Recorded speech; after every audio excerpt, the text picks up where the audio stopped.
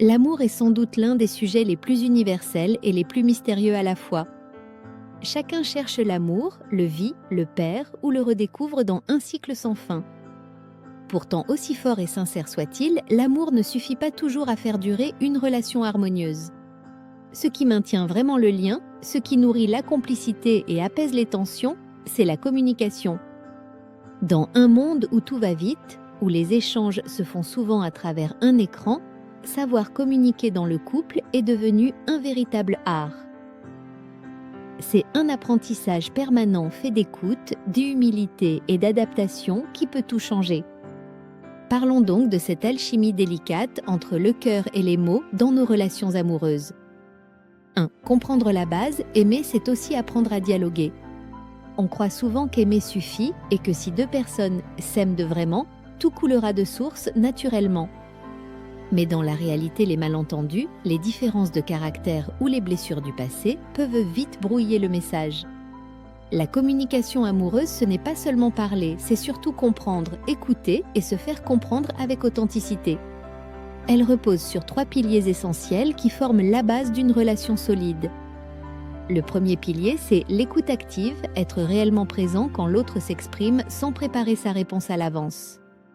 Le deuxième pilier, c'est l'expression sincère, dire ce que l'on ressent sans agressivité ni reproche déguisé. Le troisième pilier, c'est l'ouverture à la différence, accepter que l'autre ait un regard différent du nôtre. Quand ces 3 piliers tiennent bon, le couple peut affronter les tempêtes de la vie ensemble. Quand ils s'effritent, les malentendus s'accumulent et la distance s'installe même au sein de cet amour sincère. De l'écoute, un acte d'amour silencieux. Écouter son partenaire, ce n'est pas simplement l'entendre parler, c'est accueillir ses émotions. Souvent, lorsqu'une discussion devient tendue, chacun cherche à avoir raison plutôt qu'à comprendre l'autre personne. Pourtant, dans un couple, il ne s'agit pas de gagner un débat, mais de préserver la relation qui vous unit. L'écoute bienveillante consiste à reformuler ce que l'autre dit pour lui montrer qu'on a vraiment compris son message. Par exemple, dire « si je comprends bien, tu t'es senti blessé quand j'ai réagi comme ça », c'est générer un pont émotionnel. Il faut aussi poser des questions ouvertes, comme « qu'est-ce que tu aurais aimé que je fasse à ce moment-là ?» Et parfois, il suffit d'être là, respecter les silences, sans juger ni parler pour que l'autre se sente vraiment compris. C'est souvent dans ces moments de calme qu'une vraie intimité émotionnelle se produit entre deux âmes. L'écoute transforme la parole en lien, elle apaise et répare les blessures invisibles du quotidien. Si cette vidéo résonne en vous et que vous voulez découvrir plus de contenu qui transforme vraiment les relations, abonnez-vous et activez la cloche dès maintenant pour ne rien manquer. 3. Dire ce que l'on ressent sans blesser. Exprimer ses émotions est tout aussi essentiel que d'écouter celles de l'autre, mais c'est souvent là que le bas blesse dans les couples. Beaucoup de conflits naissent non pas de ce qu'on ressent, mais de la manière dont on le dit à notre partenaire.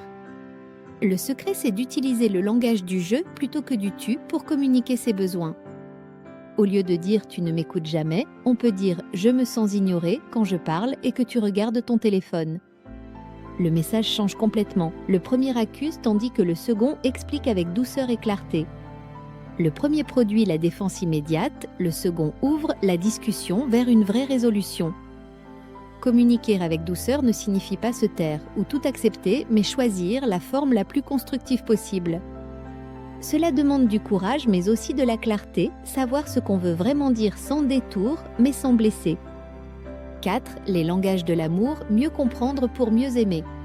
Gary Chapman, auteur célèbre, a mis en lumière un point essentiel, nous n'exprimons pas tous l'amour de la même manière. Certains se sentent aimés par les mots doux, d'autres par les gestes ou le temps passé ensemble. D'autres encore préfèrent les services rendus ou le contact physique pour se sentir vraiment aimés. Beaucoup de malentendus viennent justement de cette différence dans les langages de l'amour entre partenaires. Une femme peut dire « il ne m'aime plus, il ne me parle jamais tendrement » alors que son partenaire prouve son amour chaque jour autrement. Il répare la voiture ou prépare le dîner, mais leur langage émotionnel n'est simplement pas le même. Identifier le langage d'amour de son partenaire, c'est découvrir la clé de sa sensibilité profonde. Cela ne veut pas dire changer sa personnalité, mais apprendre à parler la langue émotionnelle de l'autre personne. Et souvent, ce petit ajustement suffit à transformer la relation de manière spectaculaire et durable. 5. Les disputes, inévitables mais précieuses. Un couple sans conflit n'existe pas et le désaccord n'est pas un échec, mais une preuve de vitalité. Ce qui compte, ce n'est pas d'éviter les disputes, mais de savoir les traverser sans se détruire mutuellement. Il ne faut jamais discuter à chaud, quand la colère monte, il vaut mieux faire une pause et respirer. Il faut éviter de ressortir le passé à chaque fois et rester concentré sur le problème du moment présent. Il faut aussi ne pas généraliser en évitant les « tu fais toujours » ou « tu ne fais jamais » qui enferment l'autre. L'objectif, c'est de chercher la solution plutôt que le coupable dans chaque situation difficile. Après une dispute, le moment de réconciliation peut être une belle occasion de se rapprocher vraiment. Quand on apprend à se dire pardon, on apprend aussi à aimer plus fort et plus profondément. 6. Les non-dits, le poison invisible. Le silence, quand il devient une stratégie, est l'un des plus grands ennemis du couple moderne. Beaucoup de personnes gardent pour elles leur frustration par peur du conflit ou de ne pas être comprises. Mais ce qui n'est pas dit finit toujours par se manifester autrement, de façon plus destructrice. Cela se traduit par des reproches voilés, des gestes froids ou une distance émotionnelle qui s'installe progressivement. Mieux vaut dire une vérité maladroite que de nourrir un non-dit qui empoisonne la relation lentement. La transparence, même imparfaite, fait naître la confiance entre deux personnes qui s'aiment vraiment. Et la confiance, c'est le ciment du couple qui permet de construire quelque chose de solide. 7. L'importance de la reconnaissance. Dans la routine du quotidien, on oublie parfois de dire « merci pour les petites choses importantes ». On finit par considérer comme normal ce que l'autre fait par amour, alors que la reconnaissance est un puissant moteur. Dire merci d'avoir préparé le dîner, merci de m'avoir écouté hier, j'ai de la chance de t'avoir régulièrement. Ce sont de petits gestes, mais ils entretiennent la chaleur du lien émotionnel au quotidien. Être reconnu dans ses efforts, c'est se sentir vu, utile et aimé par son partenaire de vie. Et ce sentiment-là nourrit le cœur autant que les grandes déclarations d'amour passionné. 8. Le rôle du temps, entretenir la connexion. Une relation saine n'est pas un état stable, mais un mouvement constant qui évolue avec le temps. Elle évolue avec les saisons de la vie et la passion du début, la tendresse du quotidien et les épreuves.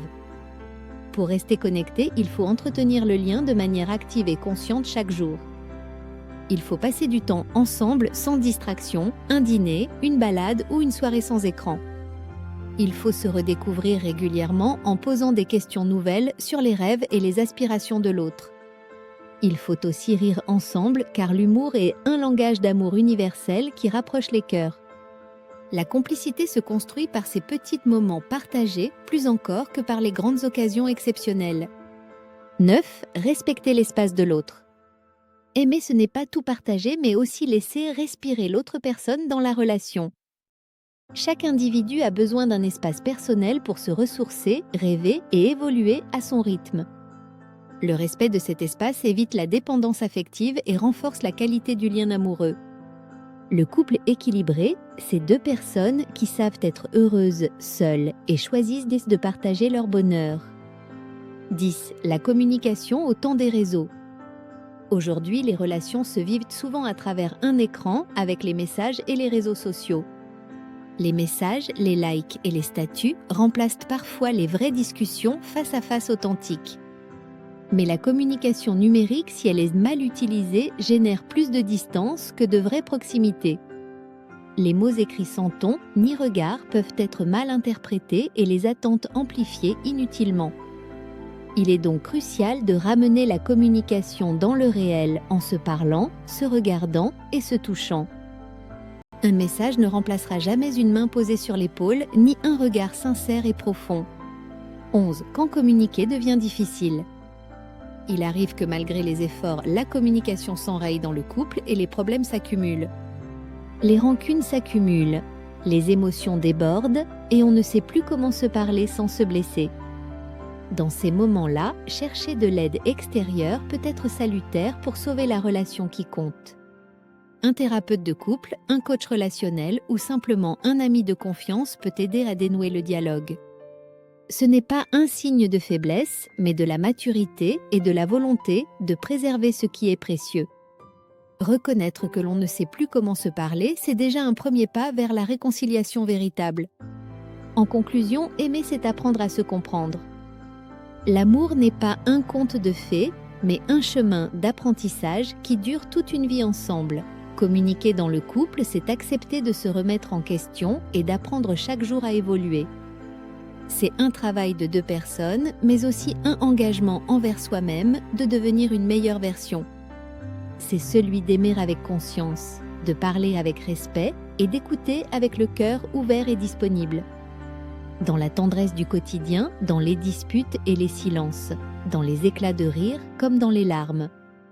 C'est toujours la même question qui se pose à chaque instant de la vie à deux qui nous unit. Comment continuer à se comprendre pour continuer à s'aimer malgré les défis et les obstacles de la vie? Et peut-être que le secret réside là dans cette volonté sincère renouvelée chaque jour de construire ensemble.